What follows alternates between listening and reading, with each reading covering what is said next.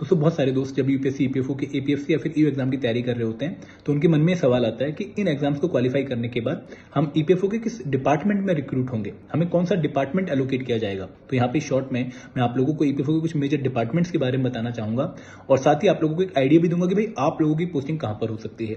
तो सबसे पहला डिपार्टमेंट है फाइनेंस एंड अकाउंट डिपार्टमेंट, एक बहुत इंपॉर्टेंट डिपार्टमेंट जहां पर जनरली इनिशियली ईओ को रिक्रूट किया जाता है और कई बार एपीएफसी को भी यहां पर रिक्रूट किया जाता है। तो सेकंड डिपार्टमेंट है कंप्लायंस डिपार्टमेंट, जहां पर आपका काम होता है कि भाई आप पीएफ एक्ट की कंप्लायंस चेक करो और जो पेंशन एक्ट है या फिर जो इंश्योरेंस एक्ट है उसकी कंप्लायंस चेक करो, ईपीएफओ की डिफरेंट स्कीम्स की कंप्लायंस चेक करो। यहां पर भी कई बार एपीएफसी को रिक्रूट किया जाता है। Then there is human resource department, जो कि जनरली हर ऑर्गेनाइजेशन में होता है। उसका एक इंफॉर्मेशन सर्विसेज का डिपार्टमेंट है जो कि यहाँ पे एक बहुत ही इंपॉर्टेंट रोल प्ले करता है। Then vigilance department is there.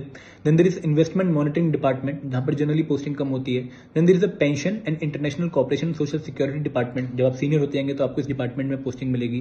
Then there is a training department, जिसमें Pandit Deendayal Upadhyay national academy for social security and zonal training institute आते हैं और ये भी जनरली सीपीएफसी के अंडर होते हैं। आपको इनिशियली इसके अंदर जो है पोस्टिंग नहीं मिलती है। Then there is a exemption department, जहां पर आप जो इंडस्ट्रीज एग्जेम्प्टेड है from different schemes of EPFO उनको आप जो है चेक करते हैं। And there is a last department of customer service delivery and communication and public relation department, जहां पे अगेन कई बार इनिशियली ईपीएफसी को पोस्टिंग मिलती है। तो ये मेजर डिपार्टमेंट्स हैं ईपीएफओ में जहां पर आप लोग काम कर सकते हैं। तो आपको इनके बारे में आइडिया लग गया होगा। Thank you very much.